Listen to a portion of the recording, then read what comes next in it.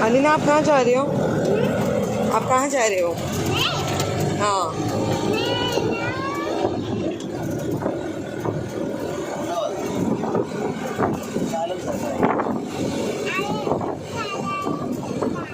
शाही आलम सरकार। So friends, हम पहुंच गए हैं अहमदाबाद। आपसे मेरे पिछले व्लॉग में किए हुए वादे के मुताबिक मैं आप लोगों के लिए अहमदाबाद के सफ़र का भी व्लॉग लेकर आई हूँ। अगर आपने मेरा मीठी रौर का व्लॉग नहीं देखा तो ऊपर 3 डॉट्स पर क्लिक करते ही आपको आई बटन में पिछले व्लॉग का लिंक मिल जाएगा। यूट्यूब में न्यू अपडेट्स के चलते आपको बताना ज़रूरी है, तो लिंक आप चेक कर लें। तो गांधीधाम से हमारी रात 11:30 बजे की ट्रेन छूटी और सुबह सवेरे 5 बजे हम पहुँच गए अहमदाबाद। स्टेशन पर ही हम वेटिंग रूम में फ्रेश होकर चाय नाश्ता करके आ पहुँचे हज़रत सैयद मोहम्मद सिराजुद्दीन रहमतुल्लाह अलैह और शाह आलम सरकार की बारगाह में। दुनिया इन्हें शाह आलम सरकार के नाम से जानती है, और क्यों ना जाने। खुद अल्लाह के रसूल सल्लल्लाहु ताला अलैहि वसल्लम ने शाह आलम के लक़ब से इन्हें नवाजा है।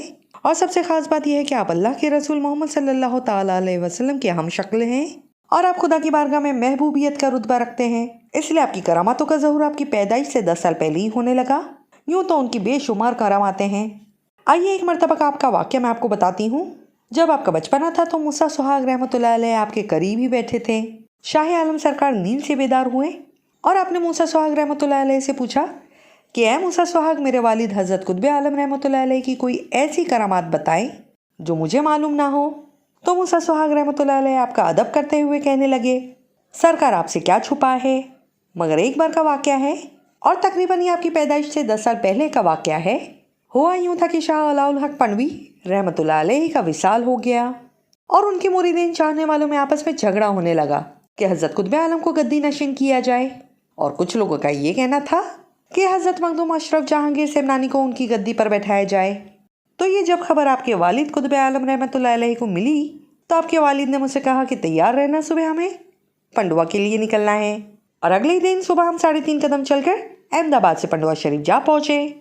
वहाँ आपके वालिद ने हज़रत मखदूम अशरफ जहांगीर सेमनानी को गद्दी नशीन ऐलान किया और फिर वहाँ से 3.5 कदम चलकर हम अहमदाबाद आ पहुँचे। फजर की अजान हम लोगों ने वहाँ सुनी थी और नमाज हमने यहाँ कर अदा की। अल्लाहु अकबर। तो शाह आलम सरकार ने बड़ी ही मासूमियत से वाक़या सुना और फरमाया कि आप लोगों के साथ इस सफ़र पर कुछ अजीब हुआ था। तो मूसा सुहाग रहमतुल्लाह अलैह ने फरमाया कि सरकार बहुत साल गुजर गए तो इससे ज़्यादा मुझे कुछ याद नहीं। शाह आलम सरकार ने फिर फरमाया कि दिमाग पर जोर डालें, याद करने की कोशिश तो करें।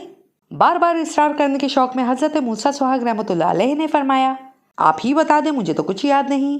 तो शाह आलम सरकार ने अपनी चादर मुबारक हज़रत मूसा सुहाग पर डाल दी। तब हज़रत मूसा सुहाग रहमतुल्लाह अलैह को याद आ गया और आपने फरमाया कि हाँ, जब हम सफ़र में थे तो एक छोटा बच्चा लालटेन लेकर हमारे आगे आगे चल रहा था, पता नहीं वो बच्चा कौन था। तब शाह आलम सरकार ने बड़ी मासूमियत भरी मुस्कुराहट के साथ आपने मूसा सुहाग से कहा कि वो बच्चा मैं ही था। अल्लाहु अकबर। ऐसी ही बेशुमार करामातें शाह आलम सरकार की जो इस छोटे से व्लॉग में बयान कर पाना बिल्कुल ही नामुमकिन है। तो ये देखिए, ये जो रोज़ा आप देख रहे हैं ये है शाह आलम सरकार का रोज़ा। माशाल्लाह, बहुत ही खूबसूरत रोज़ा, देखकर दिल ठंडा हो जाए। और सरकार के रोज़े के पास में ही ये जो रोज़ा आप देख रहे हैं ये रोज़ा है शाह आलम सरकार के साहबजादे हज़रत सैयद जलालुद्दीन का, और इनका लक़ब है माह आलम सरकार। और यहाँ पास में शाह आलम सरकार के तोते की मज़ार भी है। शाह आलम सरकार का तोता जो कि हाफिज़ कुरान है, और जो लोग हाफिज़ कुरान होने की ख्वाहिश रखते हैं वो लोग आप शाह आलम सरकार के तोते की मज़ार पर फूल पेश करते हैं, दुआ करते हैं। और अब हम ज़ियारत करें शाह आलम सरकार से जुड़ी उन चीज़ों की जो आज भी यहाँ तकरीबन 561 सालों से मौजूद है। यहाँ पर ये जो 2 तख्त आप देख रहे हैं ये तख्त का भी बड़ा ही हसीन वाक़या है। जब शाह आलम सरकार बीमार हुए तो आप एक अरसे तक मदरसे के बच्चों को तालीम देने ना आ सके, लेकिन जब आप सेहतयाब होकर आए तब मदरसे के बच्चे सबक से कहीं ज़्यादा आगे बढ़ चुके थे। इस वाक़ये को सुनने के बाद आप खुद ही सोच लें कि वो बच्चे कहाँ तक आगे बढ़ चुके होंगे। तो जब बच्चों से शाह आलम सरकार ने पूछा, मैं इतने रोज़ नहीं आया था तो तुम सब इतना आगे कैसे बढ़ गए? तब बच्चों ने कहा, हुजूर आप ही तो हमें रोज़ सबक पढ़ा कर जाते थे। तो शाह आलम सरकार ने फरमाया कि मेरी तबीयत तो ठीक नहीं थी। इतना फरमाते ही आप खामोश हुए और तख्त से उठकर खड़े हो गए बड़े ही अदब के साथ, और फिर दोबारा आप उस तख्त पर कभी नहीं बैठे, क्योंकि आप रसूलुल्लाह सल्लल्लाहु ताला अलैहि वसल्लम के हम शक्ल थे। तो आप समझ गए कि मेरी गैर मौजूदगी में अल्लाह के प्यारे नबी सल्लल्लाहु ताला अलैहि वसल्लम मदीने से तशरीफ लाए और इन बच्चों को आप सबक पढ़ा कर गए। शाह आलम सरकार ने अपने बैठने के लिए उसे छोटा तख्त बनवाया और जैसे कि आप देख सकते हैं ये दोनों ही तख्त मस्जिद में इसी तरह ऊपर ऊंचाई पर रखे गए हैं और यहाँ आए हुए लोग इन तख्त के साए में नमाज अदा करते हैं और जो लोग नमाज अदा करते हैं उनकी दिली मुराद पूरी भी होती है। तो ये देखिए मेरी बेटी ने भी यहाँ अपने डैडी के साथ 2 रकात नफिल नमाज अदा की। अल्लाहु अकबर।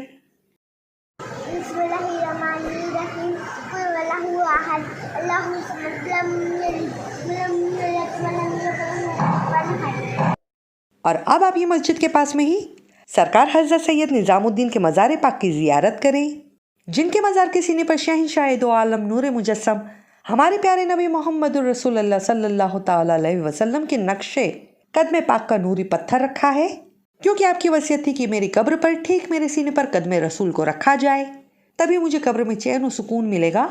पर हज़रत सैयद निज़ामुद्दीन की ये वसीयत आपके बेटे हज़रत मकसूद आलम को याद न रही और आपने अपने वालिद की कब्र पक्की बनवा दी।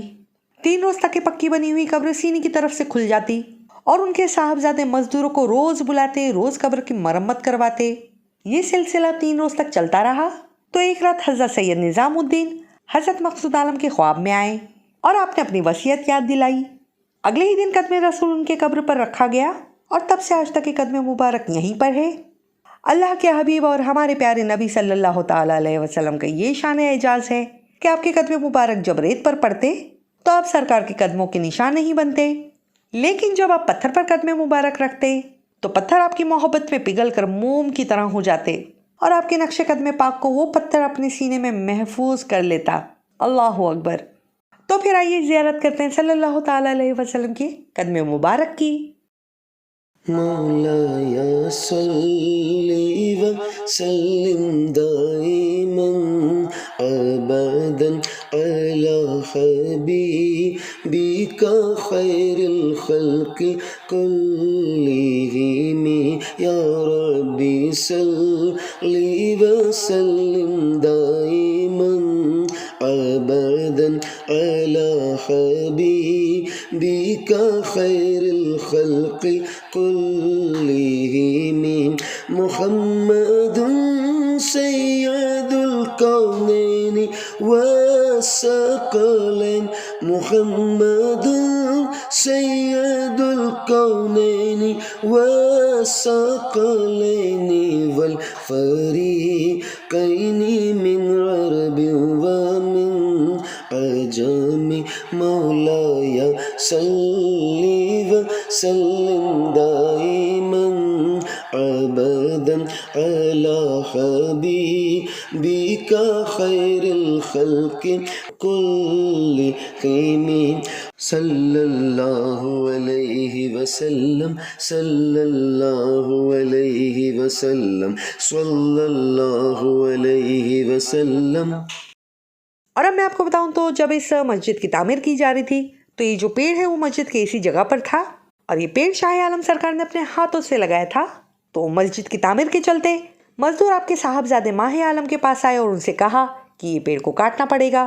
तो माह आलम सरकार ने फरमाया कि अभी तो शाम हो चुकी है, अभी रहने दो, इसे ना काटो, कल देखते हैं। और जब अगले रोज सबने देखा तो पेड़ अपनी जगह से हटकर उस छोर से इस छोर पर आ गया था और जैसे कि आप देख सकते हैं इतने बरसों बाद भी ये पेड़ आज भी इसी जगह मौजूद है। अल्लाह अकबर। ये शान है हमारी शाह आलम सरकार की। वैसे तो हम सुबह 7 बजे शाह आलम सरकार की जियारत कर चुके थे, लेकिन शाम होते ही पूरा अहमदाबाद घूमने के बाद हमें फिर से शाह आलम सरकार के रोज़े के दीदार की तलब होने लगी। तो तब हम एक बार फिर से यहाँ लौट आए। सच में शाम का मंजर भी यहाँ का बेहद ही खुशनुमा, रूहानियत भरी कव्वालियाँ, लोबान की खुशबू और नगाड़े की आवाज़ आपको एक अलग ही रूह का सुकून देती है। तो अगर आप अहमदाबाद आएँ तो शाह आलम सरकार की बारगाह में हाजिरी ज़रूर दें।